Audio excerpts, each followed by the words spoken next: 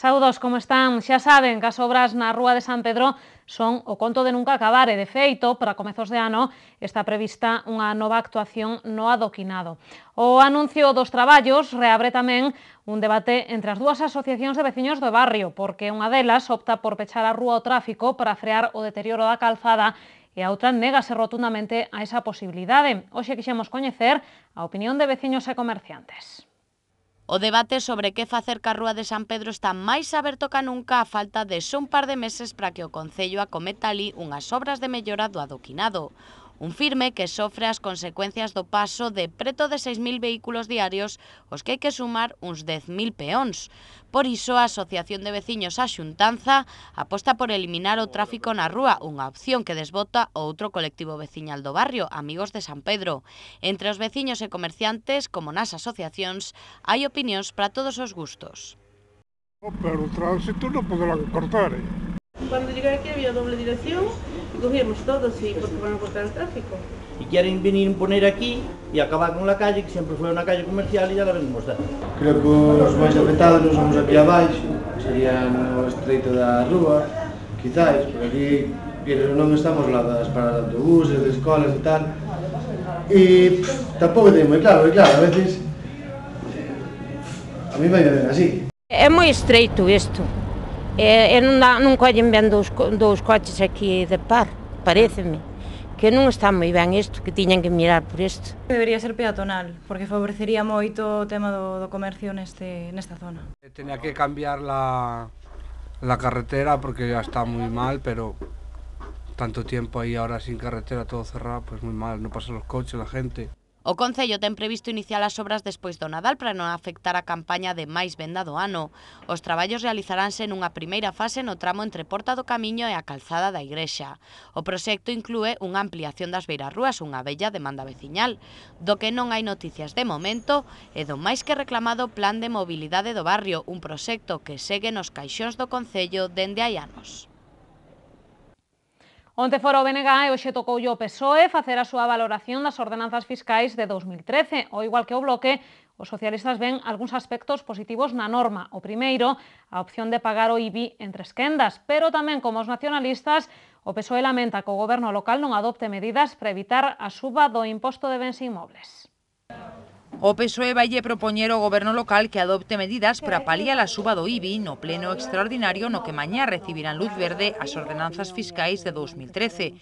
Anunciouno a concelleira Marisa del Río, que explicou que o incremento do imposto en Compostela ronda o 20% en 2 anos.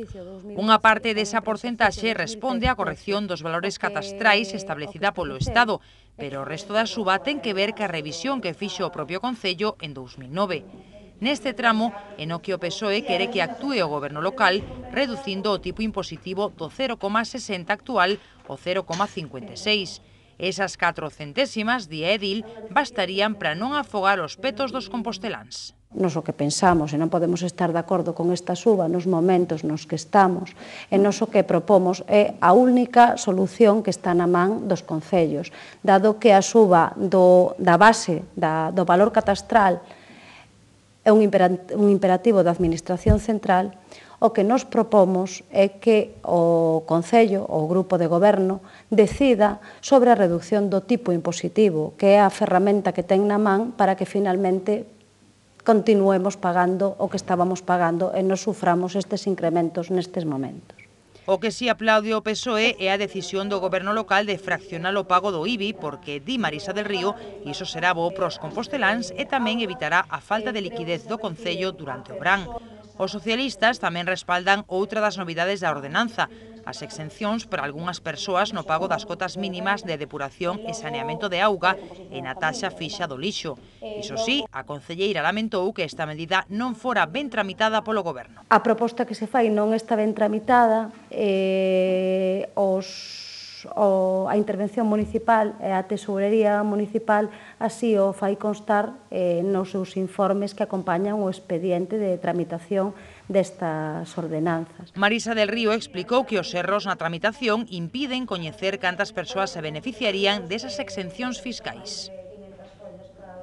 E o Concello traballa arreo estes días para ter en perfecto estado de revista o cemiterio de Boisaca. A 2 días de Todos os Santos, o Goberno local está a mellorar as zonas comúns do Camposanto, reforzando un servizo especial de recollida do lixo. Como xa é habitual, tamén haberá servizo especial de autobuses. A liña 1 duplicará as súas frecuencias dende as 9 da mañá ata as 8 da tarde. Apenas quedan 2 días para defuntos e o Concello quere que o cemiterio de Boisaca estea en perfecto estado para esa xornada. Dende o Departamento de Parques estánse a mellorar as zonas axardinadas, mentres que a concesionaria do Camposanto traballa en labores de mantemento como limpeza e iluminación. Ademais, reforzouse o servizo de recollida do lixo ca colocación de ata unha vintena de contedores. Están reparando todas as luminarias do cemiterio, estánse renovando as que así o requiren, pintando, arranxando pois os deteriores cos que contan. Tamén o Servizo de Recollida de Basuras fai un servizo, pois valga a redundancia, moito máis exhaustivo nestas datas. Colócanse pois pequenos contedores ao longo de todo o cemiterio, tamén no exterior, para que pois os veciños poidan depositar sen problema os restos da limpeza dos nichos. Xa máis a medio prazo, o Concello ten previsto actuar na fosa común para facilitar o acceso ás familias. E máis, as que o desexen poderán colocar unha placa para recordar os seus seres queridos. Este goberno pois tomou a decisión de axardinar, facer accesible para os cidadáns que así o desexen e que teñan a certeza de ter ali algún ser querido, pois ter ali os seus restos, pois que poidan acceder sempre solicitando pois a chave ao recinto da fosa común, xa que non pode ser un recinto aberto, pero sí que cunhas condicións similares ás que conta o resto do cemiterio, cun axardinamento, e tamén pois dándolle a posibilidade a quen o requira de colocar unha placa conmemorativa, unha placa de recordatorio. Como é habitual en defunto, reforzarase o servizo de transporte urbano. A liña 1 que chega a Boisaca terá frecuencias cada 16 minutos, dende as 9 da mañá ata as 8 da tarde.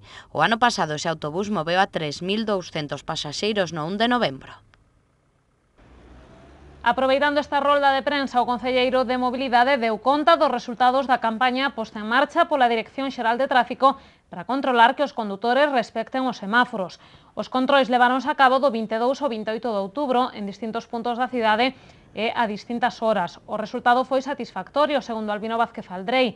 Dos 4.600 vehículos sometidos a control, só 35 foron sancionados por saltar un semáforo en vermello, o que supón un 0,74%. Do total de vehículos, 1.000 eran motos, 3.300 coches e máis de 200 furgonetas ou camións.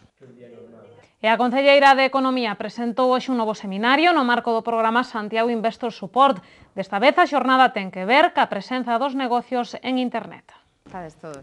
O seminario Impactic realízase a partir das suxestións da Asociación Hostelería Compostela. Haberá 3 edicións, os días 13, 14 e 15 de novembro, con 20 prazas para cada unha das xornadas. O primeiro día o seminario estará dirixido a comercios, o segundo a empresas de servizos e o terceiro dirixirase especialmente aos negocios de hostalería, e que neste ámbito internet ten cada vez unha maior presenza. Hoy en día, cada turista que hace un viaje decide, en muchos casos, realizar toda la gestión y obtener la información a través de Internet.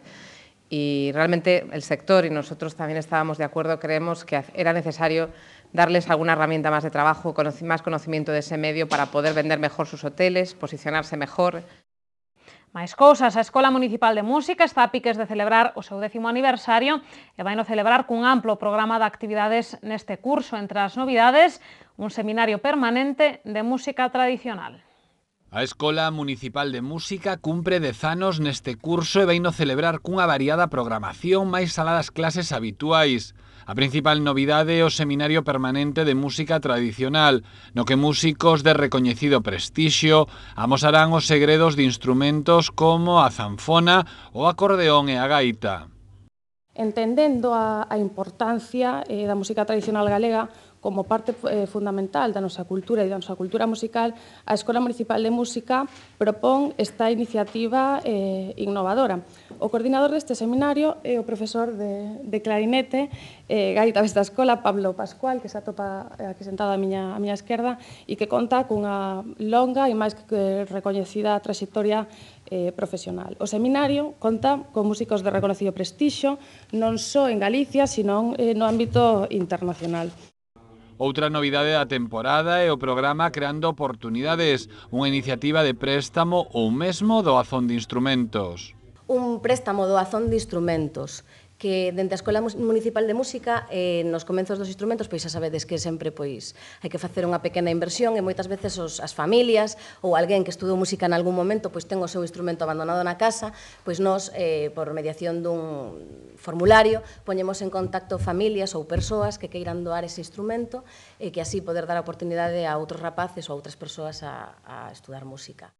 Por terceiro ano consecutivo, a Escola Municipal achegará aos máis pequenos a música con concertos didácticos nos centros de primaria e nas garderías municipais. Tamén se ofrecerán recitais en lugares emblemáticos da cidade como a Praza do Toural ou a Praza Roxa. Por último, ofertaránse clases maxistrais quincenais de instrumentos como a flauta e o violín. E foi ben máis tarde do previsto, pero mañá chegará aos cines o Apóstolo, a primeira película europea de animación stop motion. Farao despois da súa preestrea, onte mesmo en Madrid, e de colleitar moitas louvanzas en festivais de cine de todo o mundo. O director Fernando Cortizo confesaba esta mañá atoparse moi feliz por ver por fin rematado un traballo artesanal que levou máis de 4 anos. Yo, del camino, yo soy peregrino.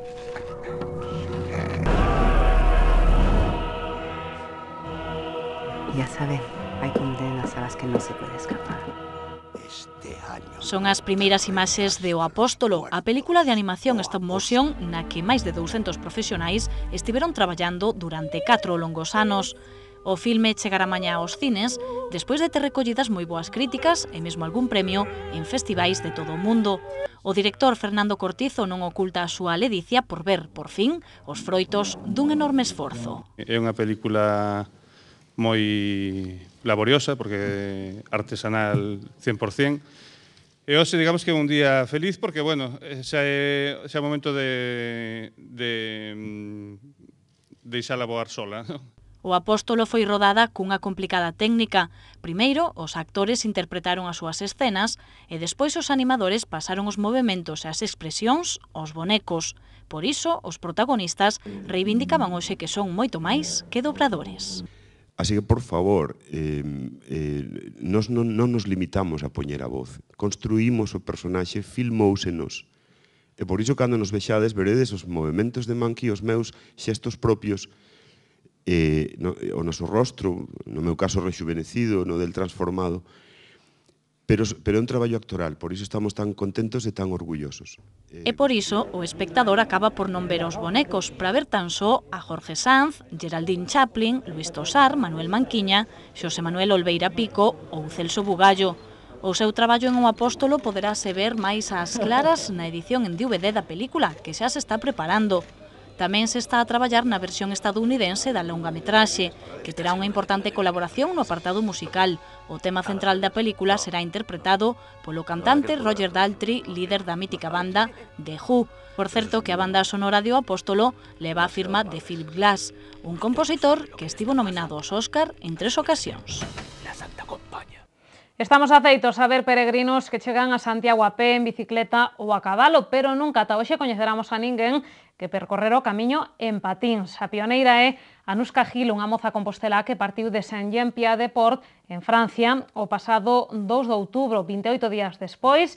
Esta mañá chegou á Praza do Obradoiro despois de percorrer 1000 kilómetros.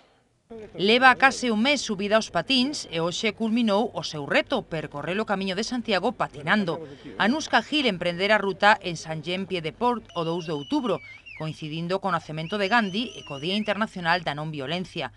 O seu obxectivo non era outro que o de homenaxear a mulleres solidarias. Y queríamos homenajear a mujeres anónimas que están siempre ayudando, ya sea al peregrino o todo aquel que lo necesita, y entonces es la gente que queríamos ir homenajeando y ha sido precioso. Hemos homenajeado a 18 mujeres, cada una muy diferentes entre sí, pero con un mismo objetivo, que era ayudar al peregrino, a todo aquel que le pedía su ayuda.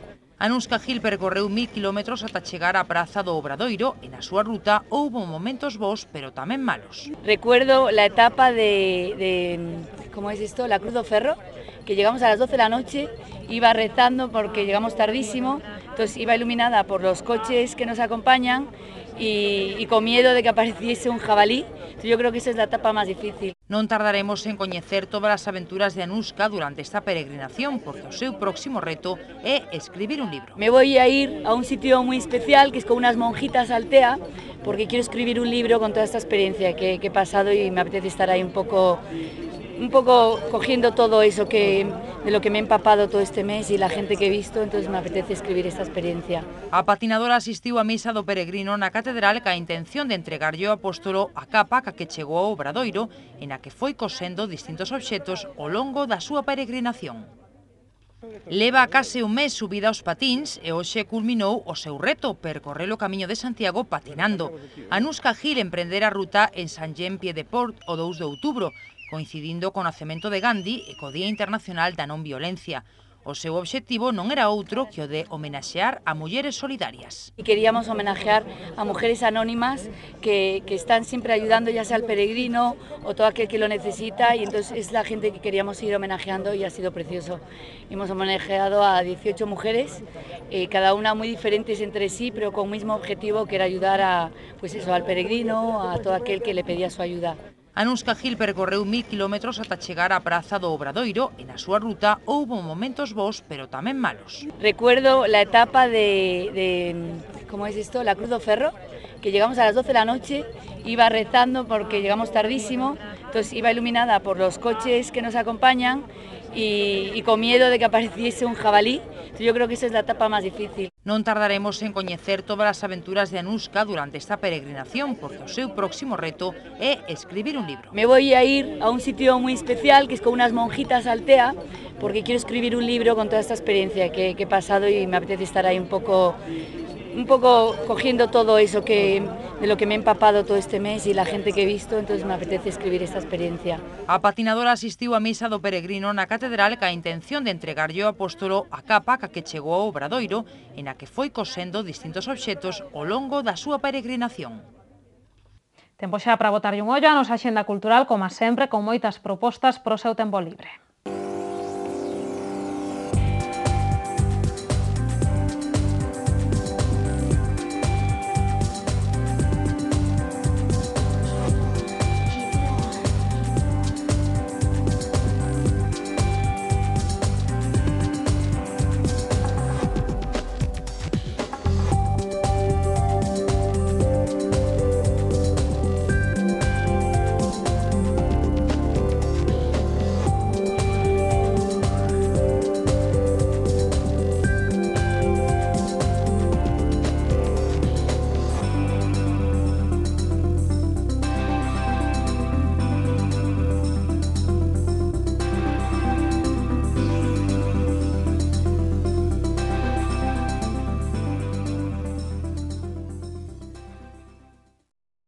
Imos coñecer tamén as previsións do tempo para os vindeiros días da man de Meteo Galicia.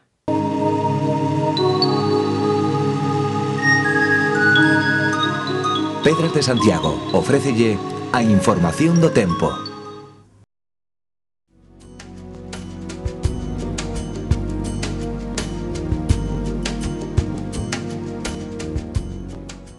Galicia quedará mañá baixo influencia dunha borrasca no norte e dunha fronte fría do Atlántico. Así predominarán os intervalos anubrados con chuvias febles e intermitentes a partir do mediodía. As temperaturas baixarán e os ventos serán frouxos do sudoeste. O xoves será unha xornada inestable con ceos anubrados e chubascos máis frecuentes e intensos durante a mañá. Os ventos serán moderados do oeste e as temperaturas manteránse sen cambios. Para o venres agárdanse ceos anubrados e chuvias máis persistentes no litoral atlántico. As temperaturas non cambiarán e os ventos serán moderados do sudoeste.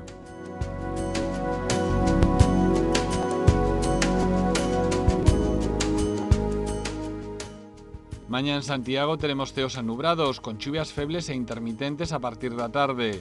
O vento será do sudoeste, frouxo pola mañá e moderado pola tarde, e as temperaturas baixarán. Os ceos presentarán intervalos anubrados nos xoves con chubascos máis frecuentes pola mañá. O vento será moderado do oeste polo día e frouxo do sudoeste pola noite. As temperaturas mínimas subirán e as máximas manteránse sen cambios. No venres os ceos estarán anubrados con precipitacións máis frecuentes pola mañá. As temperaturas manteránse sen cambios significativos e o vento será moderado do sudoeste durante toda a xornada.